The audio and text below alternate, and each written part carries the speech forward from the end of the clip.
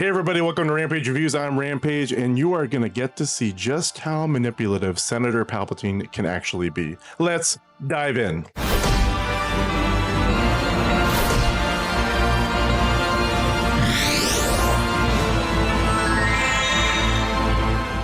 So today we're talking about the book Star Wars Cloak of Deception. It's written by James Luceno, and it takes place 33 years BBY, 32 and a half to be exact. This story seems to be kind of a prequel to the prequels. It looks like it's taking place directly before Episode 1. At least it ends that way, much like Rogue One ends immediately before Episode 4. In this book, there is this terrorist-like faction called the Nebula Front. They have a lot of popularity in the Outer Rim because they are vastly against the Trade Federation, being the entity that's most responsible for goods and services traveling to the Outer Rim from the core and midworlds through hyperlane travel. They facilitate those transactions. They facilitate those goods and services traveling to and fro. Chancellor Valorum is actually considering taxing the free trade routes because due to the piracy against the Trade Federation and the thieves and people attacking their ships, it's preventing a lot of goods and services from getting to the Outer Rim. So those people are actually suffering due to that. Valorum thinks that by taxing the free trade routes, he can raise revenue to then distribute to those outer worlds to cushion the blow a little bit, if you will, for them taking a hit on not receiving some goods and services from these actions that are taking place. The Trade Federation is the Nebula Front's biggest direction of anger, if you will, but they're equally upset with Chancellor Valorum because they also don't want the free trade routes taxed, because even though those funds would be redistributed to those worlds, essentially the Trade Federation would just charge more for those services to come to and fro from the outer worlds to the core worlds. Now, keep in mind, they're free trade routes because they're free to travel within the Republic, so the Republic is not taxing them, so they're actually considering taxing them to help out those outer rim worlds. So the Nebula Front is completely against that. They're against that, and they're also against the Trade Federation being able to bolster their defenses, because that was also on the table. So in order to send a message to everybody,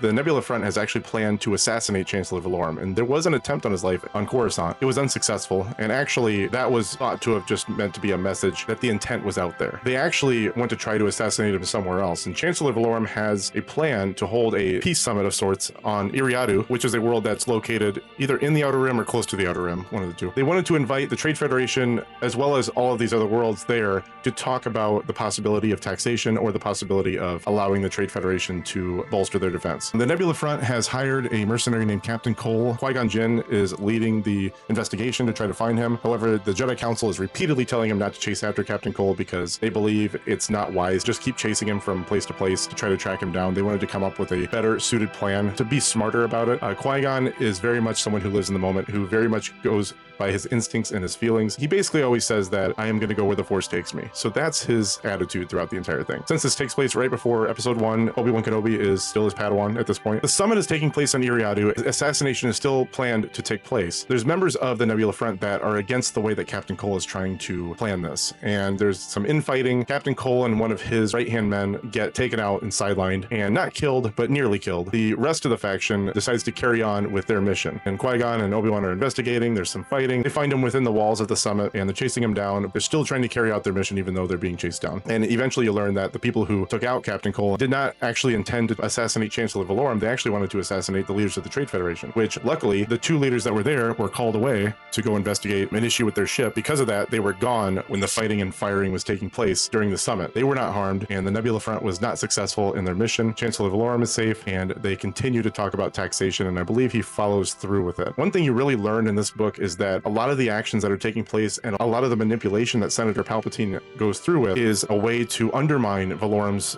authority and undermine his mission and agenda. And you really get to see just how manipulative Palpatine is, because he's trying to play the hand as if he's for taxation, but he doesn't want to say that he's for taxation, but he doesn't want to say that he's against it either. So a lot of political speak in this, and he's riding the fence and also trying to say, I'm going to vote with the will of my people. And due to that, by riding a fence like this, he can still curry favor with other people that might be against it, and he can keep them on his side no matter what side he chooses to take, which he's trying really not to take sides at this point. He also has the double identity of Darth Sidious, where he is advising the Neimoidians of the Trade Federation, like we see in Episode 1. The Neimoidians are increasingly afraid of him because they feel like he's trying to give them advice on how to move forward and how to get what they want. And what they do want, first of all, they want to be able to travel the trade routes without getting attacked, and they want to continue being merchants. They're not afraid of acquiring an army to do this. They also would rather not be soldiers, or they don't want to lead an army. They just wanted defense to be able to do this. Palpatine is convincing them that they need to enlist a droid army, and this is the droid army that you see in episode 1, and he's very much convincing them to do this. I did enjoy the book, much like the book Darth Plagueis, which I also enjoyed. There was a lot of political talk. Sometimes it came off a little bit boring. I do enjoy knowing the politics and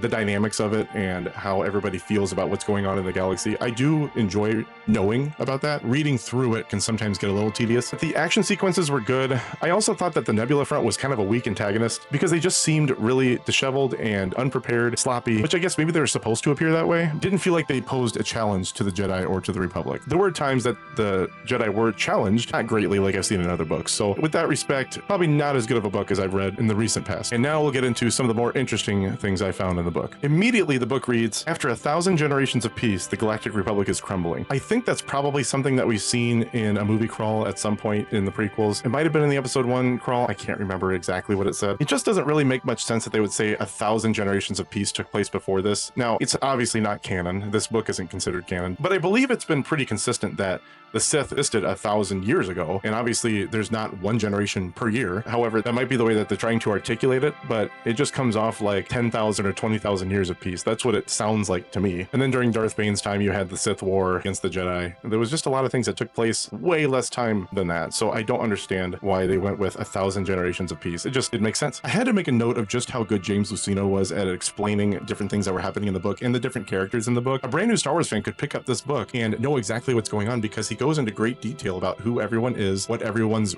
role is, and what everyone is setting out to do. He doesn't leave anything to imagination, and he doesn't introduce anything without explaining it, and he explains it in great detail. So even the newest Star Wars fan could pick this up and enjoy it, and that's something to be appreciated because there are some books where a casual Star Wars fan would be really, really lost reading. Senator Palpatine didn't only represent Naboo during his time as senator, he actually represented 36 other worlds, which is something I didn't know before, but the quote goes like this: a sectorial senator representing the outlying world of Naboo, along with 36 other inhabited planets, Palpatine had earned a reputation for integrity and frankness that had set him high in the hearts of many of his senatorial peers. Really interesting that he had that many worlds that he represented, but we didn't hear about any of the other ones except for Naboo, and Naboo got the most attention, but they're likely one of the worlds that were most inhabited and probably one of the worlds with the most money, so that would make a lot of sense. The Trade Federation is being given credit for creating hyperlanes that go to the Outer Rim, and it's weird because there's a lot of people that have been credited with creating hyperlanes to the Outer Rim, and especially in one of the more recent books that we read, in the High Republic, there was a family, starts with a T, can't remember the last name at the moment, but that was credited with creating all of the hyperlanes that went to the Outer Rim and around the Republic as well. But you know what? In real time, I'm actually thinking that was explained that they were credited with creating hyperlanes within the Republic. I don't believe it specifies the Outer Rim, and the Trade Federation is specifically being called out for creating hyperlanes to the Outer Rim. If you know or think differently, make sure to let me know in the comments. Yoda makes an explanation that specifically calls out the difference between the way that he views the Force and the way that Qui-Gon views the Force. Yoda and Qui-Gon had a long-standing relationship, but Yoda was one of those who sometimes took issue with Qui-Gon's focus on the living Force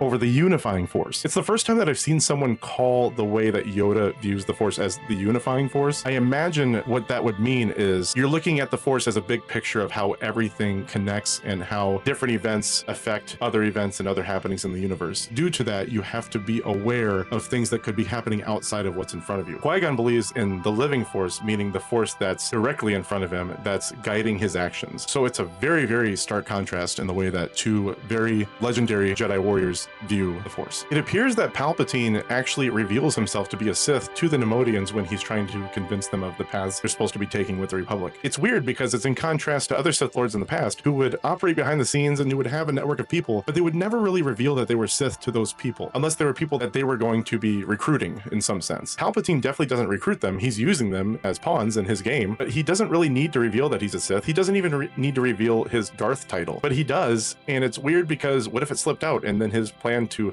not reveal himself until the right time would just go to waste. The author makes a weird contrast between humans in the book and non-humans in the book by saying humans and aliens. And I always thought of alien being something that's foreign to the world or the place that you're in. So for instance, when people would say people that are not from the United States would be foreign to the United States and I would be foreign to Europe or something like that. Tests were frequently used to establish the relative vitality of the Force residing in candidates, but those tests didn't necessarily forecast where a candidate might end up, whether he or she, human or alien, might take up the lightsaber in defense of peace and justice. So human or alien to what? I mean, the universe is made up of several different races and species, thousands if you will, and I should say the galaxy because the story takes place in a galaxy, not the entire universe. It's weird that they would only contrast human versus aliens, and they would use the term aliens, meaning that any non-humans were foreign to anything else in the galaxy. Just a slip up by the author, but I thought it was kind of worth pointing out because it was kind of weird. So one of the things that could really disqualify this book from being canon is the origin of Bacta and how it's created. And we know that in Legends, Bacta was created thousands of years ago. I think it was like 4,000 years ago by an insectoid species. We know that the canon story for Bacta is that it was at least used in the High Republic. I believe it was in 232 BBY during the Hetzel crisis and the Great Disaster. They talked about Bacta just being brought into the Republic, or at least just being brought to Hetzel as a miracle here in place of Juven. And when you read into the canon backstory, that's the time that Bacta was invented, was during that time. Legends would say that Bacta was invented thousands of years ago by an insectoid species, and actually the book says that this insectoid species produced the Bacta, which I would assume means in the same manner that a cow would produce milk, something like that. That definitely disqualifies that away from being canon. There are probably other parts of the story that could be considered canon or be brought into canon. It definitely doesn't make a good case for the whole book. Another thing that disqualifies this book from being canon is that it alleges that the first Sith were actually founded by a Dark Jedi 2,000 years before this book takes place. And we know, or at least if you're a fan of Legends books, we know that the first Sith were actually founded, I think it's like 6,900 years BBY, and the Lost Tribe of the Sith series takes place as far back as 5,000 BBY. Those Sith were a part of a ship of, I believe, Exar Kun's ship. Actually, it was Naga Sadow's ship, I believe. So we know that in Legends, Sith existed way further back. This book doesn't even coexist with existing Legends material, so really I wouldn't even consider bringing this book into canon because of those discrepancies. Another thing that's canon that doesn't jive with this book is the fact that in this book, Yaddle talks exactly like Yoda talks with his backward speaking. We know because Yaddle has had a lot of conversations in the High Republic books that she just talks normally, and she's actually in the Tales of the Jedi too, and she talks normally in that series too, but she talks exactly like Yoda in this book, and obviously we know that's not canon material. We've seen a lot of material like featuring Grand Moff Tarkin in, or at least Governor Tarkin as he would be known at this time, in material that happens after Order 66. But we don't really hear a lot about him mentioned before that time. I do know in the Clone Wars, I believe he was introduced, but I don't remember a lot being explained about him. And he has a very similar demeanor and attitude that he does in Episode 4. There wasn't much of an arc for him going from pre-Order 66 and then up until Episode 4. He's still ruthless, he's still ambitious, he still serves the Emperor without reserve, and he's just an all-around menacing figure for the Empire. But in this book, Governor Tarkin seems to be a pretty welcoming, albeit still ambitious human being. So interesting to read the different things about his personality in this book. Qui-Gon is explained in a part of the book where they have a ship that crash lands into a lake. Qui-Gon has to swim from that point to shore. And when he gets upon shore, he unclips his lightsaber and then he checks it and turns it on to make sure that it wasn't damaged. I thought this was a weird thing to read because there's plenty of times where Jedi have jumped into water or swam in water with their lightsabers, and never has it been considered that the lightsaber might be damaged. Obi-Wan and Qui-Gon swam all the way to the bottom of a lake on Naboo to view Gungan City, and never did I see them inspect their lightsabers to make sure they were okay. They still had their lightsabers on, I imagine. Weird to see that he was concerned about that. Lightsabers have always had the curiosity of how the blaster bolts are deflected and how they're able to deflect them in specific areas. And one thing that this book outlines specifically is that lightsabers actually have a flat edge to where you can turn them to point it to deflect a blaster bolt in a certain direction. It's not just the Jedi are able to, by using the Force, deflect it a certain way. They actually have to point the lightsaber in the right direction, which would make a lot of sense considering how that action takes place, and it would be weird for it to be able to be deflected in a very specific direction without that being the case. So that kind of puts that to rest, even though a lot of the book probably can't be brought into canon. Many times Valorum and Palpatine have conversations about the impending legislation of the free trade routes and taxation and what to do moving forward politically. Palpatine basically lends him his ear on a lot of different issues. Valorum is very appreciative of his friendship and his guidance and his advice, and he has been very supportive of Naboo and of Palpatine during that time. When Queen Amidala says that Chancellor Valorum has been their strongest supporter in Episode 1 to Senator Palpatine, when Palpatine is trying to tell her to introduce a vote of no confidence in Chancellor Valorum's leadership, it is really strange considering how close these two people were in the pre-Episode 1 times. He wasn't just their strongest supporter, he accepted advice from leaders of that planet, which is really interesting. I believe it's already known that Valorum had relatives that owned different businesses around the galaxy and that Valorum came from money. One of the suspicions of taxing the free trade routes was that Valorum would be able to distribute that money to other worlds that those businesses, so it was being viewed as if he's trying to enrich himself or enrich his own family. He's been investigated a lot of times already, and it's been found that he doesn't have any connections to these businesses, but Palpatine actually makes a secret donation donation to one of those businesses from an unknown account in the form of Erodium ingots, which was stolen from the Trade Federation at the beginning of the book. So Palpatine meets with the people that stole those and takes a portion and then invests it in the business that has Valorum's name. So then at the end of the book, he's investigated for this. This further undermines his leadership, and it further outlines the narrative of just how much support Valorum lost during this time. So that's that. I did enjoy the book, like I said. It wasn't as amazing as some of the other books. The action sequences were okay, not anything to write home about. At first, it was kind of hard for me to get used to James Luceno's writing style, but I caught up to it pretty quickly, so I was able to read through it without putting it down for long sessions. I'm probably going to give this book about a 7.6. I almost went 7.8. 7.6, it's still a good score. I still enjoyed the book. It does outline some really good theories to things that happened before episode 1. Can it become canon? No, I don't think it can. There's a lot of things in the book with the invention of Bacta, the origin of the Sith, and how long ago they were founded. There's different things in the book that I think just don't allow the entire book to become canon, but there could probably be parts of the book they could cherry pick from it to become canon. But maybe even the Nebula Front would be considered a real faction at some point in Star Wars, but it's unlikely given those other mentions that I had. So I appreciate everybody that stopped by today. If you enjoyed the content that you saw today, make sure to like the video and subscribe to the channel. And if you wanted to purchase this book, this one right here, there we go. If you wanted to purchase that book, there will be a link in the description to do so on Amazon, but just be aware that I am an Amazon affiliate. So if you use that link to purchase the book, it will benefit me and the channel in some way, but please don't do it to benefit me. I very much appreciate it if you do, but do it so that we can continue talking about this lengthy timeline of Star Wars and how different stories can mesh together and possibly take Legends material into canon. Maybe not so much for this one, but for others later maybe. Again, may the Force be with you, and you guys have a great rest of your day. Thank you.